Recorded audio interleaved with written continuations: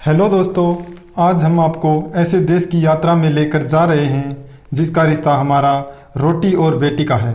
जी हाँ, एक ऐसा देश जहां हमारा वर्षों से संबंध है, भगवान राम से लेकर पशुपतिनाथ के मंदिर तक।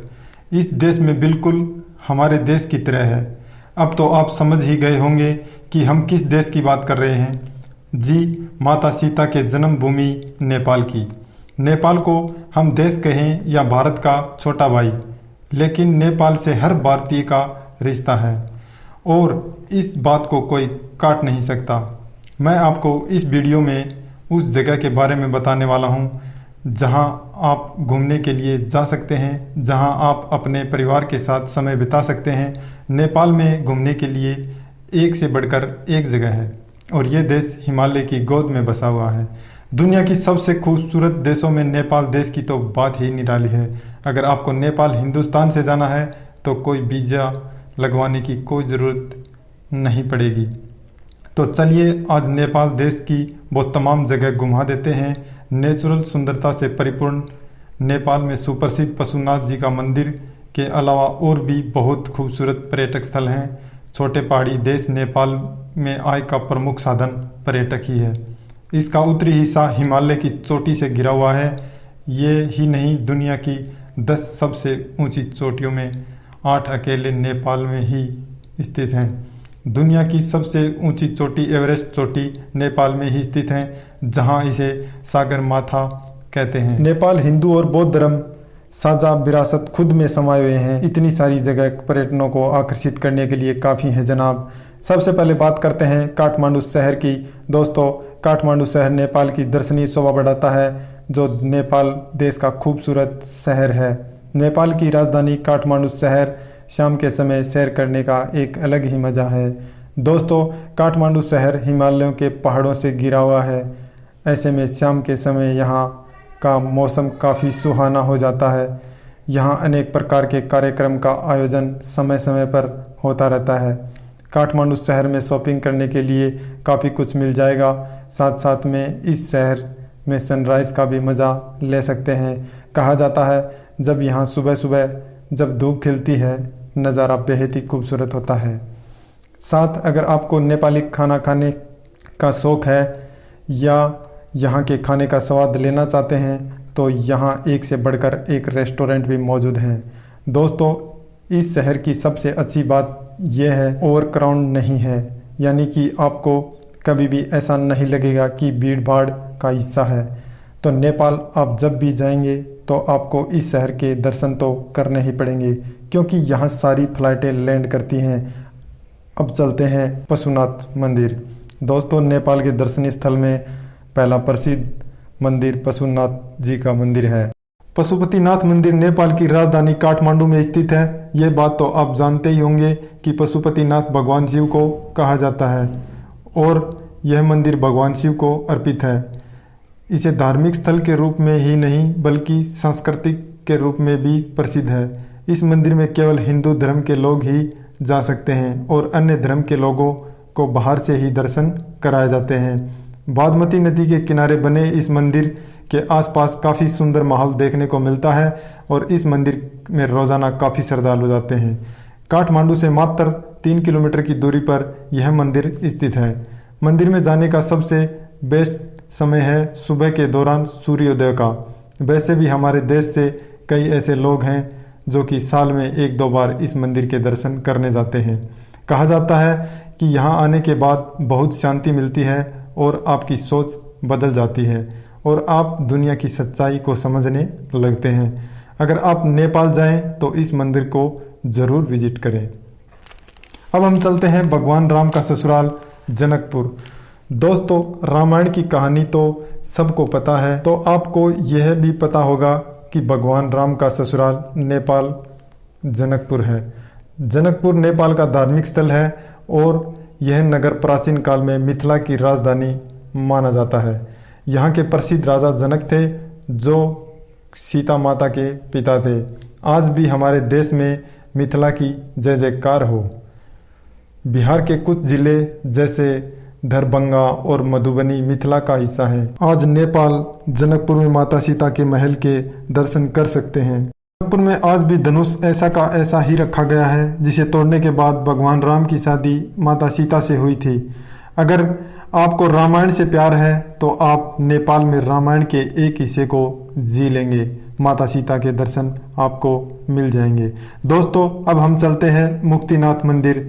दोस्तों मुक्तिनाथ मंदिर नेपाल दर्शनीय का एक और देखने लायक स्थल है। मुक्तिनाथ घाटी में यह मंदिर स्थित है।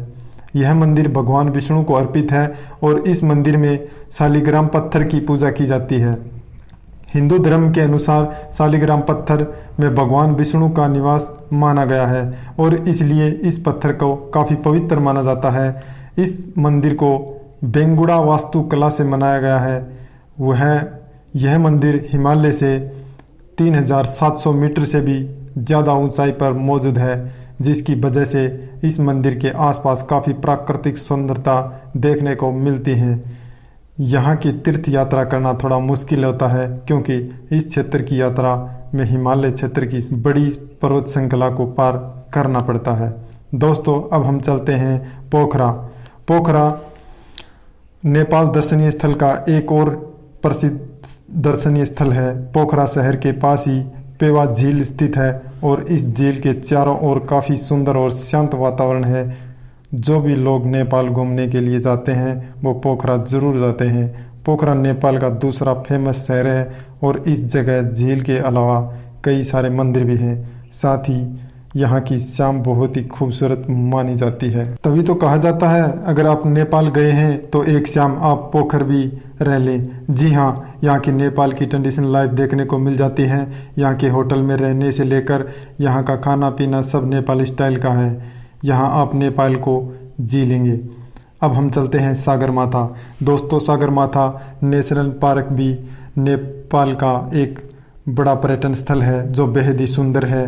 यहाँ ये उद्यान दर्शनीय स्थल में 4 चांद लगा देता है, जहाँ से माउंट एवरेस्ट को भी देखा जा सकता है। जो लोग माउंट एवरेस्ट नहीं जा सकते वो लोग सागरमाथा नेशनल उद्यान से माउंट एवरेस्ट को भी देख सकते हैं। इस बाग में कई तरह के पशु पक्षी और जानवर देखने को मिल जाएंगे। आपको बता दें कि इस पार्क को विश्व लाहौर का दर्जा भी प्राप्त हुआ है, जहां जाकर आपको बहुत मज़ा आने वाला है।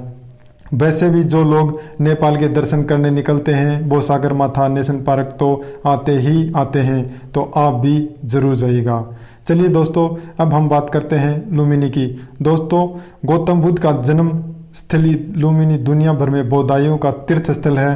भारत नेपाल सीमा से कुछ दूरी पर स्थित लुम्बिनी देव के गांव लुम्बिनी गांव है।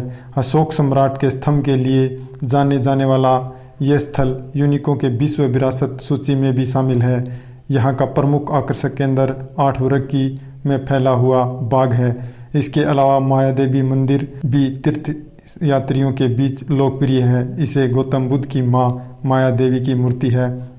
इस मूर्ति में माया देवी में गौतम बुद्ध को जन्म देती हुई दिखाई दी गई है। कहा जाता है कि यहाँ आकर जो भी मन्नतें मांगते हैं वो पूरी हो जाती है और शायद यही वजह है लुम्बिनी में ज़्यादा संख्या में लोग आते हैं। दोस्तों अब हम चलते हैं चंगू नारायण मंदिर। आपको जानकर हैरानी होगी कि इस मंदिर को नेपाल का सबसे प्राचीन मंदिर कहा जाता है, जिसका निर्माण 4वीं शताब्दी में हुआ था। कुछ कारण से 1702 में भी बनाया गया। चंगू नारायण मंदिर शिवपुरी पहाड़ियों पर स्थित है, जहाँ पर शेषनाग के साथ भगवान विष्णु की मूर्ति रखी हुई है। पत्थर से बनी ये मूर्ति शिल्पकला का अद्भुत नमूना है। दोस्तों अब हम चलते हैं नगरकोट। दोस्तों क्या आप हिमालय के नज़ारों का लुत्फ़ उठाना चाहते हैं? अगर हाँ तो ये अद्भुत जगह आपके लिए ही बनी है। यहाँ से आप हिमालय को समय दर समय बदलते देख सकते हैं। अपने होटल की खिड़कियों से आप इसे आंखें चार कर सकते हैं। यात्री इस अतुल्य दृश्य को देखने के लिए दूर दराज से सूर्योदय सूर्यास्त का दीदार भी यहाँ से बखूबी किया जा सकता है। नेपाल के इस दर्शनीय स्थल के नाम से ऊपर आता है। दोस्तों अब हम अंत में चलते हैं देवघाट धाम। देवघाट धाम भी नेपाल का प्रमुख पर्यटन स्थल है। देवघाट धाम काली गंडकी और त्रिशूली नदियों पर स्थित है। मकर संक्रांति हिंदू धर्म के अनुयायी बड़ी संख्या में यहाँ आते हैं। इस दिन श्रद्धालु पवित्र नदी में डुबकी लगाते हैं। इसके अलावा यहाँ पर घूमने लायक कई ऐतिहासिक स्थल भी हैं। यहाँ पर त्रिवेणी मंदिर, वाल्मीकि आश्रम, सोमेश्वर कालिका मंदिर किला, पांडवनाथ, कपिलासपुर किला जैसे कई स्थान हैं जिन्हें पर्यटन खास तौर पर देखना पसंद करते हैं। दोस्तों, अगर आपकी इच्छा कम पैसे में विदेश घूमने की है तो आप नेपाल जा सकते हैं। नेपाल में जाना अब बिल्कुल अपने देश में घूमने जैसा ही है, क्योंकि इस देश में कई सारे हिंदू मंदिर आपको देखने को मिल जाएंगे। नेपाल देश एडवेंचर करने वाले लोगों के लिए भी एकदम सही है और इस देश में एडवेंचर का खूब मज़ा लिया जा सकता है। अगर आप नेपाल देश में ट्रिप प्लान करते हैं तो आपको ज़्यादा जेब ढीली नहीं करनी पड़ेगी, क्योंकि इस देश की करेंसी काफ़ी सस्ती है। आप आराम से 4-5 दिन घूम सकते हैं। तो दोस्तों, ये थी नेपाल की शानदार जगह। आपको वीडियो अच्छा लगा होगा तो वीडियो को यहीं समाप्त करता हूँ। जय हिंद दोस्तों।